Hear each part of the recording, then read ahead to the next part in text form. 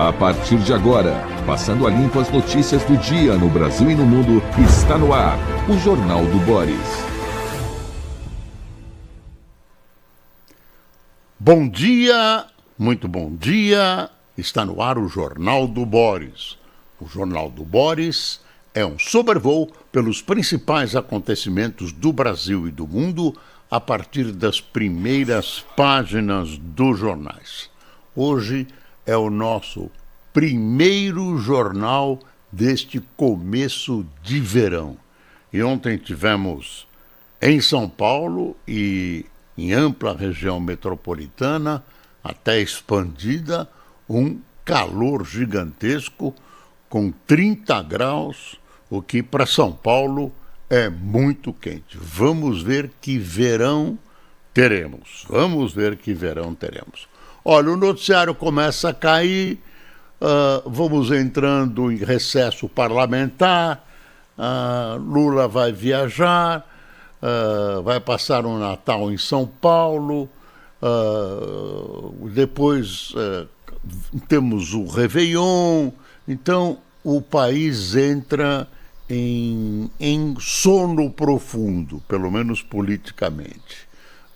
Então o noticiário vai caindo, sobram alguns debates que podem e devem ser levados até nós, e eu capricho para levar até você. Vamos às manchetes dos principais jornais. Está aqui o Estadão. O Estadão botou o Corinthians lá em cima. Corinthians bate o Vasco e leva o tétano da Copa Brasil. Olha, é uma façanha por um clube de futebol como o Corinthians, que não é do Rio de Janeiro, bater um clube carioca em pleno Maracanã. 2-1.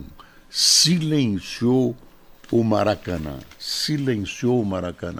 Só se ouviam os pingos das lágrimas dos vascaínos. Tô poeta hoje, hein? Aí vem outra coisa para lágrimas. Inadimplência recorde alcança 8 bilhões e 700 milhões de empresas no país. Não, 8,7, 8 milhões e 700 mil empresas no Brasil. Essa mania de pôr vírgula em 8 bitcoin me levou a esse equívoco. Total de dívidas vai a 204 bilhões e 800 milhões. Agora está certo, mostra a pesquisa. É preocupante. A impressão que muita gente tem e que o governo explora é que a economia vai muito bem, porque se você tirar uma fotografia dos números, eles ainda são bons. Mas se você olhar para frente, olhar para o horizonte, tem nuvens negras na economia brasileira. E também essa questão do desemprego está mais que visto, né? A Veja trouxe há alguns dias, está aqui essa Veja, ó, trouxe há alguns dias uma demonstração, olha aqui, ó, o mito do pleno emprego, né? De que não é assim, não é pleno emprego, tem uma manipulação legal de números, que leva a um conceito de pleno emprego que não existe. Também superamos a fome, tudo isso. Não é bem assim.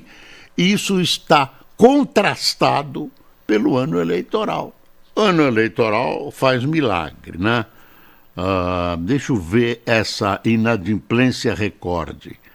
Pesquisa da Serasa mostra que a inadimplência afetou 8 milhões e 700 mil companhias brasileiras em outubro, recorde da série histórica iniciada em março de 2016, totalizando 204 bilhões e 800 milhões em dívidas.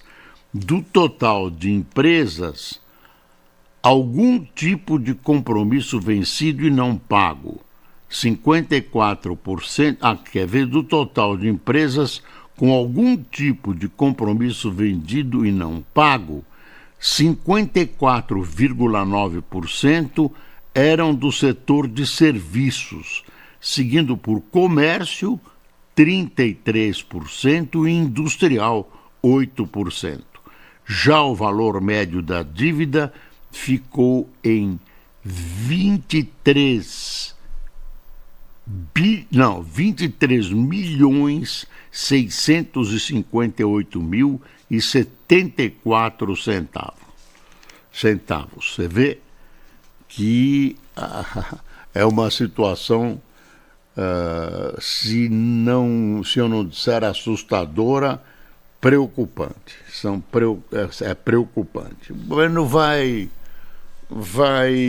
jogando uma cortina de fumaça eleitoral sobre isso. Vamos ver se essa verdade não aflora antes das eleições. Não é difícil que isso aflore, mas o governo está fazendo tudo, gastando a rodo para sustentar tudo isso. Vamos para outra manchete aqui da Folha de São Paulo. Está aqui: pacote de Lula para 2026 tem 80 bi fora da meta e alta dívida pública.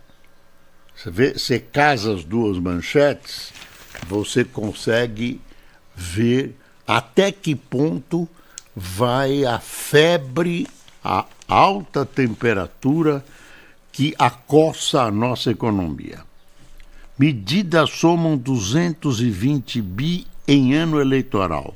Fazenda contesta dados. Parte das medidas previstas pelo governo Lula para 2026, quando o petista deve disputar a reeleição, ficará fora da meta fiscal e representará cerca de 80 bilhões em gastos extras. O cálculo é da consultoria BRCG. Já a instituição fiscal independente do Senado estima o valor de 88 bilhões e meio. O aumento da despesa em anos eleitorais é praxe no Brasil. Em 2026, a gestão petista planeja renovar e ampliar programas por meio do aumento de gastos e do crédito. O montante fora da meta aumentará a dívida pública, que deve crescer cerca de 10 pontos percentuais sob Lula III, chegando, isso é absurdo e perigoso, chegando a 82,5, 82,5% do PIB. São números, é muito chato, né, a gente começar o jornal com esses números. Mais chato ainda é que eles estão agregados à realidade brasileira. Eles batem nos bolsos de todos nós. Deixa eu ver mais coisas. Maior importação da China derruba preço na 25 de março. Olha aí. Isso já é essa confusão mundial. O aumento da importação de produtos chineses, efeito das tarifas impostas pelos Estados Unidos a Pequim, levou lojas da 25 de março em São Paulo a reduzir os preços. Braceletes vendidos a R$ 80 em 2024, por exemplo, saem R$ 30, 80 por 30.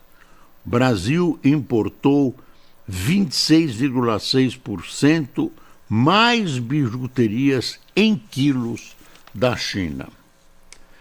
Fora as porcarias que vendem. Eu sempre me lembro, quando eu vejo alguns produtos chineses, alguns até que eu gosto, viu? Eu me lembro um pouco quando a gente estudava no que chamavam de primário, né, na escola fundamental, a professora explicava que os índios gostavam muito de espelhinhos.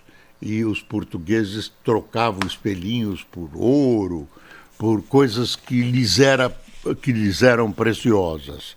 Então eu sempre me lembro dos chineses ofertando espelhinhos para a gente. Só que os espelhinhos eles cobram. Tem uma notícia aqui que realmente eu te diria que é apavorante, mas eu vou te levar numa segunda-feira. É bom porque as pessoas se cuidam. Tem uma entrevista aqui da diretora da agência da OMS, Elisabeth Weiderpass. Dá uma espiada. Olha o título: Sem prevenção, nenhum país vai suportar tsunami de câncer que virá. Aí eu vou ler o textozinho de chamada na primeira página. Para a epidemiologista, medidas preventivas são a melhor estratégia para evitar colapso dos sistemas de saúde. Casos novos, hoje em 20 milhões no mundo, devem dobrar até 2050. Tabaco é o inimigo número 1, diz a diretora da Agência Internacional de Pesquisa em Câncer. Você que fuma, se você conseguir se desvencilhar, muito provavelmente a sua vida será mais longa e prazerosa. Porque além de encurtar a vida, o tabaco traz sofrimento. Leva cigarro, né? Leva a doenças que vão desde doenças pulmonares até impotência. É um veneno do qual, se você puder, é difícil, eu sei, mas tem que se livrar desse veneno que é o cigarro. E as indústrias continuam vendendo. Deixa eu ver. Mulher de Moraes defende no STF gigantes da saúde. Olha, a gente ficou sabendo nesses dias que a mulher do Moraes, que é casada em comunhão de bens com ele, pelo menos é o que se sabe, tem um escritório de advocacia gigantesco que advoga causas do Supremo Tribunal Federal e está ligadíssima à defesa do Banco Master. Vai vendo. Não é estranho isso? Não é ilegal, mas não é ético. E aí aparece essa notícia na Folha de São Paulo. A advogada Viviane Barsi de Moraes, mulher do ministro Alexandre de Moraes, defende grandes grupos de educação e saúde em ações no STF. Dos 31 casos em que ela atuou no Supremo até hoje, 22 começaram a tramitar após a nomeação do marido. Quer dizer, é uma coisa estranhíssima. Eu não sei se vai ter alguma consequência, mas isso bate no Supremo, como o caso do ministro Toffoli, que foi ver a derrota do Palmeiras em Lima, num aviãozinho particular, junto com um advogado do Banco Master, que lhe favoreceria com medidas jurídicas no dia seguinte, né? Aliás, o Palmeiras perdeu esse jogo. Então, são fatos que levam a ideia do ministro Fachin, que está sendo bombardeada no Supremo, de se criar um código de ética. Claro que a gente sabe até onde pode ir, mesmo sem um código de ética. Um código será melhor. Talvez no Supremo haja uma zona cinzenta de moral e ética. Então, mas o Código de Ética, a gente está sendo, enfim, o Fachin está sendo bombardeado, né, por membros do Supremo. Os nomes não vêm à tona, mas há um descontentamento muito grande. E tem outras coisas que vão acontecendo. O Gilmar viaja, tem um instituto que promove simpósios em Lisboa, aí metade do andar de cima vai para Lisboa. Não pensa que eles vão usufruir, alguns vão usufruir dos conhecimentos que esse simpósio pode trazer. Mas a maioria quer agradar o Gilmar. Então, são coisas que não são ilegais, mas são imorais. Nem tudo que é legal é moral e ético. Então eu acho que o Dr. Fachin tem razão, ele é o presidente do Supremo, tem que zelar pelo Supremo, e é mal que o Supremo vá caindo numa vala ruim, né? Uma vala ruim dentro do conceito popular. Tem que ser visto como uma entidade, claro, justa, correta, e a gente não pode levantar, a gente não pode ter desconfianças que surgem nessas histórias que eu acabo de te contar, que estão na imprensa, não sou eu que inventei, não é nada disso, mas aparece uma coisa nova, muito ruim, né, e que compromete a imagem do nosso Supremo. Tem que separar sempre a instituição Supremo dos seus membros, das atitudes dos seus membros. O Supremo é uma coisa, é uma instituição democrática necessária. Agora, tem que cuidar da imagem do Supremo. Tem que cuidar da imagem, e a responsabilidade é dos 11 membros dessa instituição. Nada mais. Bom, orçamento de 2026 sela retrocesso fiscal sob Lula. É de hoje, né? Editorial de hoje da Folha. Governo e Congresso se entendem para driblar limites para o gasto público. Consolida-se abandono do esforço para conter a dívida pública, que deve subir de 71,7% para mais de 80% do PIB em 4 anos. Olha, pelo amor de Deus, dívida pública que vai passando, parece que é um número e tal, mas ela é um câncer escondido. Chegou um dia que você não tem dinheiro para pagar, enfim, muito ruim. Deixa eu ver aqui o valor. O Estadão, então, o Globo, está aqui o Globo. Imagine, estava esquecendo do Globo.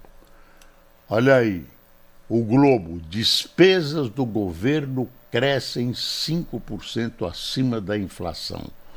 O dobro permitido pelo arcabouço. Gente, o arcabouço morreu, não tem mais arcabouço, tão festejado. O arcabouço vai salvar o Brasil. Que nada. Aumento de exceções à regra fiscal viabilizou avanço de gastos públicos acima do limite. Ano eleitoral colabora muito com isso. E irresponsabilidade também. Prestes a iniciar o último ano do atual mandato, o governo Lula tem crescido anualmente as despesas públicas em média em 5% acima da inflação. O percentual é o dobro do limite do arcabouço fiscal, regra adotada desde 2024, que prevê que os dispêndios devem ter alta real no máximo de 2,5% ao ano. Para analistas, isso é reflexo do aumento de exceções à regra fiscal. Entre as maiores altas estão gastos com precatórios, emendas, Bolsa Família e Fundeb. A Fazenda diz que o objetivo do arcabouço não é congelar gasto e que exceções foram herdadas do governo anterior ou resultados de fatos imprevisíveis. Então no terceiro ano de mandato, vamos entrar no último ano do mandato do presidente Lula e ainda vem com essa história de culpar o governo. A herança maldita. Isso já não gruda mais, gente. E a herança maldita. Tem uma história aqui de herança maldita também, do Alexandre Schwartzman, que está no Estadão. Eu separei aqui no Estadão de domingo de ontem. Aí ele diz o seguinte, que é uma colocação do ministro Haddad. Perdão pela repetição de temas, mas não há como deixar de tratar, mais uma vez, das afirmações do ministro da Fazenda durante reunião na semana passada. Segundo o Fernando Haddad, o presidente Lula herdou um inferno no campo fiscal dos governos Temer e Bolsonaro. A informação, aí fala o Alexandre Schwartzman, a informação é simplesmente falsa. Não só à luz do que ocorreu nos governos anteriores, como principalmente pelo próprio empenho do atual governo com participação ativa de Haddad. Aí ele prova, ele vai trabalhando com números do próprio governo e prova o que ele está dizendo, que o Haddad não está propriamente dentro dos trilhos do que é verdadeiro. E aí ele termina assim, quer ver? De fato, entre 2022 e os 12 meses terminados em outubro deste ano, os gastos federais aumentaram em 309 bilhões, já corrigidos pelo IPCA, decorrentes de políticas decididas pelo governo, como, por exemplo, a elevação do salário mínimo acima da inflação. O inferno não são os outros. O golpe da herança maldita já perdeu o prazo de validade. Está aqui, é a frase final dele, o inferno não são os outros. O golpe da herança maldita já perdeu o prazo de validade. Tem um outro editorial aqui do Estadão, do fim de semana, que eu também separei para você. O fim de semana teve um noticiário amplo. No sábado a gente teve aquele problema da não assinatura do acordo MEC e Mercosul, que eu não sei se vai sair. Tem promessa, vai sair em janeiro e tal, né? O encontro do Mercosul, Milei, o presidente da Argentina, deitou falação, mostrou que o Mercosul internamente não funcionou. Alguns países apoiaram a ação americana em relação à Venezuela, outros não, e o Brasil silenciou na questão da Venezuela. Todos falaram em democracia, o Brasil silenciou. Enfim, é a política errática exterior do Brasil. Não sei onde vai levar. Uma PEC feita para palanque. Redução da jornada de trabalho 6x1 embute risco semelhante a de uma recessão econômica. O Estadão dizendo isso, né? Todo mundo é a favor e tal. Claro que as pessoas são a favor, vão ter vantagens, mas na verdade o país perde gravemente. Aí termina assim o editorial. Há um custo econômico profundo na redução da jornada de trabalho, algo que o Congresso e o governo, em nome de imperativos eleitorais, estão ignorando. Quer dizer, é uma atitude eleiçoeira aproveitar isso em detrimento do Brasil. Cada habitante do Brasil pensa que vai ganhar com isso. Eu vou folgar um pouco mais, é bom, o governo está olhando a parte social. É uma mentira. Aparentemente ganha, mas por trás vai sendo corroído esse ganho. O país vai perdendo postos de trabalho, o país vai perdendo investimento, etc.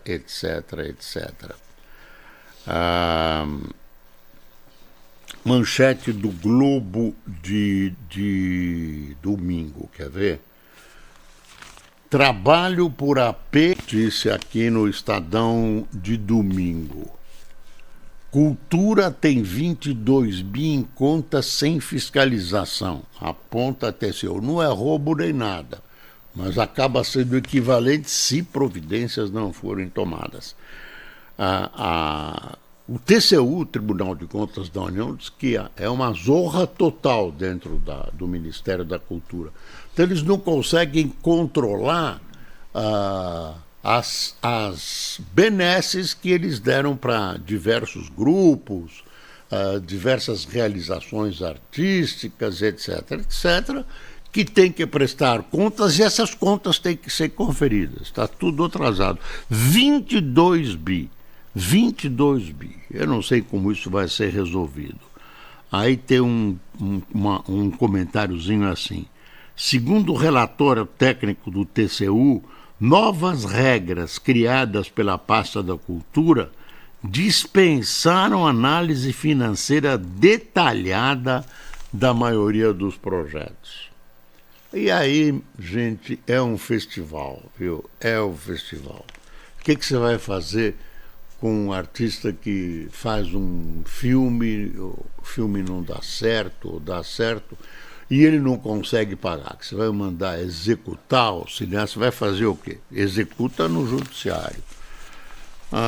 Outra notícia chata é: qualidade das praias brasileiras atinge o pior nível em uma década. Aqui tem 2 urubus para significar essa notícia. Índice de lugares próprios para banho durante o ano inteiro é de 30%. Verão começa hoje, que foi 31 de dezembro. Congresso aprova orçamento com corte para inflar emendas em 2026. Daí são as manchetes do fim de semana. E uma outra, líder do PL é alvo da PF suspeito de desvio de verba parlamentar. Acharam 400 e poucos mil reais com ele. Ele disse que é a venda de um imóvel, mas não mostrou. Deixa eu ver quem tomou cafezinho com a gente. Tinha tanta coisa para falar ainda e foi-se o tempo. Antônio Carlos, Genivaldo Ramos, João Freitas, Paulo Monteiro, Wagner Alves, Hélio Bittar, Neus Araújo, Leandro Lima, Rony Pacheco, Ernesto Schwert, Malu Ribeiro, Valdemar Vieira, Guiomar Cavalcante, da Flórida, Nilo Rezende, de Conselheiro Lafayette, Demócrito Inácio, de Rondônia, e Duda Aníbal, de Cabinda, Angola. Pessoal, muito obrigado por sua atenção. Vamos esperar que este verão nos traga, além de calor e chuva, alguma ventura pessoal e para o Brasil. E pessoal e para o Brasil estão geralmente interligadas. Muito obrigado pela sua atenção, sem se esquecer sempre que é preciso passar o Brasil a limpo. Bom dia.